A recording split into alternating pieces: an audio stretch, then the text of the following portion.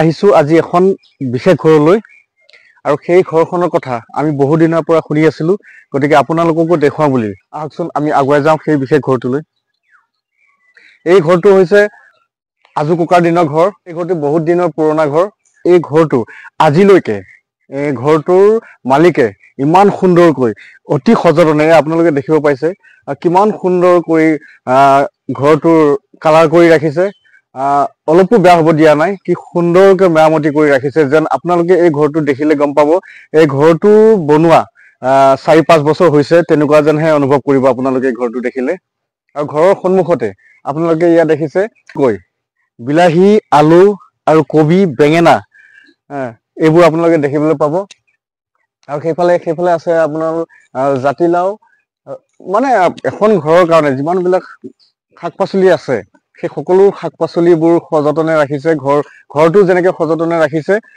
নিজৰ স্বাস্থ্যৰ প্ৰতি লক্ষ্য ৰাখিও ঘৰৰ মালিকে সুন্দৰকৈ নিজৰ যিখিনি যাৱতীয় শাক-পাচলি ফল-মূল আদি সুন্দৰকৈ মানে কোনো ৰাসায়নিক সাৰ প্ৰয়োগ নকৰাকৈ জৈৱিক সাৰে ঘৰৰ চোতালতে ঘৰৰ চৌহদতে সুন্দৰকৈ ৰাখিছে আপোনালোকে যদি এই ঘৰটোলৈ আপোনালোকৰ ভিডিঅ' চিনেমাৰ বা শ্বৰ্ট চিনেমাৰ বাবে শ্বুটিঙৰ বাবে আহে তেতিয়াহ'লে আপোনালোকে ইয়াত যাৱতীয় যিখিনি লাগতিয়াল বস্তু আছে সকলোখিনি এই ঘৰৰ মালিকে আপোনালোকক হয়তো যোগান ধৰিব পাৰে আপোনালোকে হয়তো তৃপ্তি এসাঁজো খাব পাৰে এয়া ঘৰৰ সন্মুখতে এটা বৃহৎ পুখুৰী আছে আৰু এই পুখুৰীৰ পৰা উৎপাদিত থলুৱা মাছ যিবোৰ আপোনালোকে গম পায় আজিকালি মাছত বহুত মানে ৰাসায়নিক দ্ৰব্য মিলাই কিন্তু এই পুখুৰী মাছ আপোনালোকে পাব খুব থলুৱাভাৱে পালন কৰা ফিচাৰী মাছো আপোনালোকে খাব পাব এনেকুৱা ঘৰ বিচাৰি ফুৰিছে শ্বুটিঙৰ বাবে তো আপোনালোকে আহিব পাৰে এই ঘৰটোলৈ এনেকুৱা ঘৰ হয়তো বৰ্তমান আমাৰ অসমত খুবেই কম আছে কাৰণ এনেকুৱা ঘৰ আজিৰ পৰা 50-60 বছৰ আগতে আমাৰ আজু ককাহঁতৰ দিনে বনাইছিল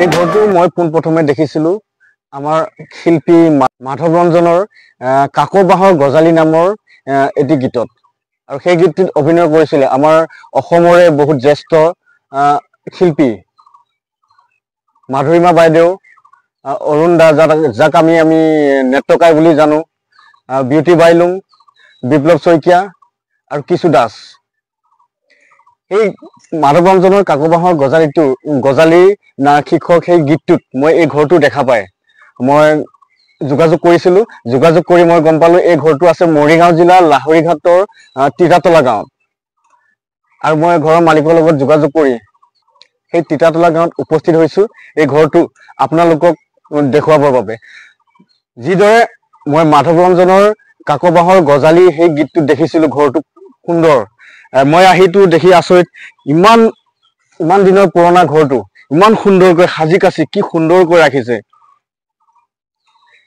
আহকচোন আমি ঘৰৰ বাহিৰতো দেখিছোঁ আমি ঘৰৰ ভিতৰৰ পৰিৱেশটো চাওঁ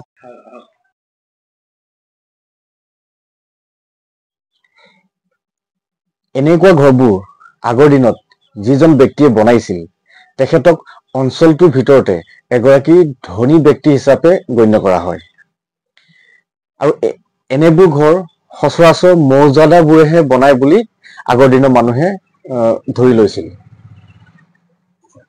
আৰু এই যে ৱালৰ মাজে মাজে কাঠবোৰ লগাইছে হয়তো এনেকুৱা ঘৰবোৰকে বেৰবাটামৰ ঘৰ বুলি কয়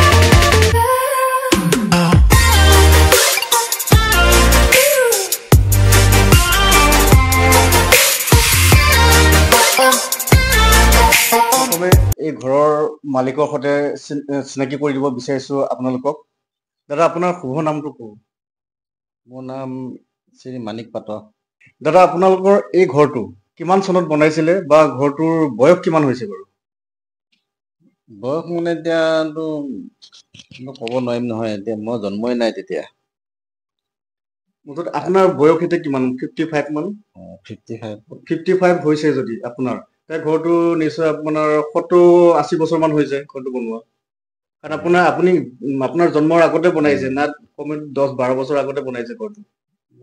70-80 বছৰ মান হৈছে ঘৰটো বয়স। তেনেকুৱাই হ'ব লাগে 70-80-90 মান হ'ব। বেছি হলে কম নহয়। বেছি নহয় আমাৰ এতিয়া মোৰ ককাই ভাই হেৰি মই 10 জনৰ তলতহে মই আগৰ দিনৰ মানুহ বহুত ল'ৰা-ছোৱালী কৰে। আপোনালোকে শুনিলে এই ঘৰৰ বৰ্তমান যিজন মালিক তেখেতৰ বয়স 55 এবভ হৈ গৈছে আৰু তেখেতৰ জন্মৰ আগতেই বনাইছে। তেখেতেও ক'ব নোৱাৰে ঘৰটো কিমান চনত বনাইছিলে, কিন্তু আমাৰ আইডিয়াৰ মতে তেখেতৰ জন্মৰ আগতে বনাইছিল যেতিয়া ঘৰটো নাই কমেও 80-90 বছৰ হৈছে। আৰু আপোনালোকে এই ঘৰটো আপোনালোকৰ ফুটেজটো দেখুৱালে ঘৰটো কিমান সুন্দৰকৈ কিমান সযতনে ৰাখিছে। আপোনালোকে হয়তো ধৰিবই নোৱাৰিব ঘৰটো 70-80 বছৰ 90 বছৰ হৈছে বুলি। তথাপিও ইমান সুন্দৰকৈ অতি যতনে ৰাখিছে। আৰু আপোনাৰ এই ঘৰটো মই মাধৱ ৰঞ্জনৰ কাকবাহৰ গজালি নামৰ এই গীতটো দেখা পাইছিলো, য'ত অভিনয় কৰিছিলে কিছু দাস। বৰ্তমান কিছু দাস এই পৃথিৱীত নাই। আৰু এই ভিডিঅ'টিৰ জৰিয়তে মোৰ প্ৰিয় অভিনেতা কিছু দাসক সুঁৱৰিছো, কাৰণ এই ঘৰটোতে তেখেতে মাধৱ ৰঞ্জনৰ কাকবাহৰ গজালিটো অভিনয় কৰিছিলে। আৰু তেখেতৰ লগতে বিপ্লৱ শইকীয়া, মাধুৰিমা বা বিউটি বাইলুং আৰু নেত্ৰকাই। সেই মাধৱ ৰঞ্জনৰ কাকবাহৰ গজালি গীতটো বাহিৰে আপোনাৰ এই ঘৰটোত শ্বুটিঙৰ বাবে আৰু বেলেগ আন কোনোবা আহিছিল নেকি? শ্বৰ্ট চিনেমা হওক বা ভিডিঅ' হওক। শ্বৰ্ট চিনেমা কৰিছে হৰি ৰাম। আৰু এই ঘৰটিত চিনেমা আৰু শ্বৰ্ট চিনেমাৰ বাহিৰেও আজিকালি বোৱাৰী জীয়াৰী হওক, ল'ৰা ডেকা যিমানেই নহওক চবেইতো ৰিলচত বেছি গুৰুত্ব দিয়ে। আমি ছ'চিয়েল মিডিয়া খুলিলেই ৰিলচ দেখা পাওঁ। আৰু এই ঘৰটিত মই বহুত কেইটা ৰিলচো দেখা পাইছো। আপোনালোকৰ ওচৰে পাজৰে বোৱাৰী জীয়াৰী বা ল'ৰা ছোৱালী আপোনাৰ এই ঘৰটোত ৰিলচৰ বাবে আহে নেকি? ৰিলচ বনাব আহে নেকি? আহে, বহুতো আহে চাগে। বহুতে আহে। কোনোবা আলহী খাব আহিলে, বিহু কাতিকে আহিলেকে ইয়াতে উঠি যায়। ৰিলচ কৰে। মানুহ গাঁৱৰ ল'ৰা ছোৱালী বোৱাৰী জীয়াৰী আহিল মানুহ নাথাকিলেও উঠি যায়। আপোনাৰ এতিয়া যদি আৰু অসমৰ কিছুমান ছবিৰ বাবে বা শ্বৰ্ট ছবিৰ বাবে, আজিকালি শ্বৰ্ট ছবিটো ছ'চিয়েল মিডিয়াত বহুত চলিছে, তেনেকুৱা শ্বুটিঙৰ বাবে যদি আপোনাক যোগাযোগ কৰিব বিচাৰে তে কিদৰে যোগাযোগ কৰিব? যোগাযোগ কৰিব এতিয়া মোবাইলৰ নাম্বাৰ আছে, মোবাইল নাম্বাৰ লৈ পেলাই আহিব পাৰিব। আমাৰ এই ভিডিঅ'ৰ ডিছক্ৰিপশ্যনত তেখেতৰ ফোন নাম্বাৰটো দিয়া আছে। আপোনালোকে যদি শ্বুটিঙৰ কাৰণে এই ঘৰটো বিচাৰে তেখেতে আমাৰ এই ভিডিঅ'ৰ ডিছক্ৰিপশ্যনত মানে ফোন নাম্বাৰটো দিয়া আছে। আপোনালোকে পোনপটীয়াভাৱে তেখেতৰ লগত যোগাযোগ কৰিব পাৰে। আৰু শ্বুটিঙৰ বাবে আহিলে আপোনাক কিবা মাননি দিয়েনে? নাই, মাননি নিদিয়ে। নাই নালাগে। আৰু এইবাৰ ল'ম বুলি ভাবিছে নেকি? নালাগে। খুব সুন্দৰ কথা।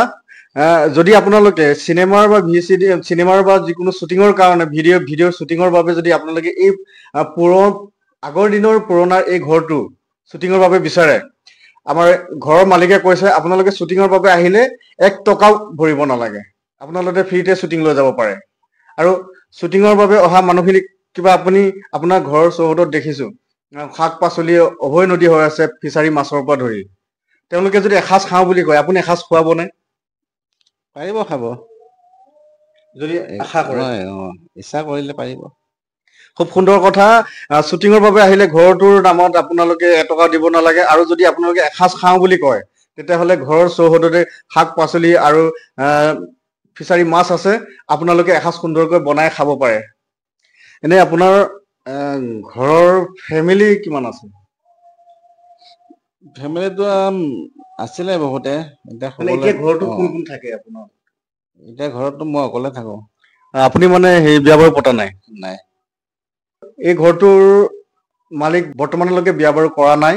গতিকে আপোনালোকে যদি আহে আপোনালোকে যদি শ্বুটিঙৰ বাবে আহে তেতিয়াহ'লে খুব সুন্দৰকৈ নিজৰ বুলি, যিহেতু ঘৰখনত ইমান ডাঙৰ এটা ঘৰত তেখেতে অকলশৰে থাকে, যদি আপোনালোকে শ্বুটিঙৰ বাবে আহে নিজৰ বুলি নিজে বাৰীৰ শাক পাচলি ছিঙি পুখুৰী মাছ মাৰি এসাঁজ সুন্দৰকৈ খাই যাব পাৰিব। সংগীতৰ এটা খুব ভাল পৰিৱেশো এই ঘৰখনত আছে। আপোনালোকে দেখিব পাইছে এই দাদাৰ হাতত সংগীতৰ বাদ্যযন্ত্ৰ। দাদা সংগীতৰ লগত জড়িত।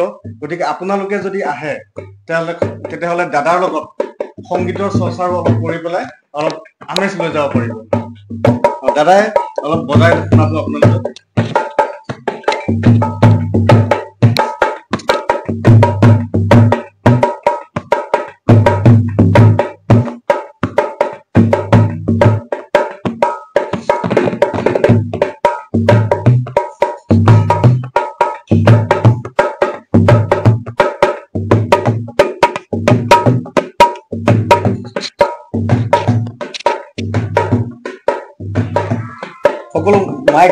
মাইক সেট আৰু এই সাউণ্ড সেট সকলোবিলাক আছে আৰু মিউজিক বোৰো আছে সুন্দৰকৈ আপোনালোকে যদি আহে এটা সংগীতৰ পৰিৱেশ খুব সুন্দৰ সংগীতৰ পৰিৱেশৰ এই ঘৰখন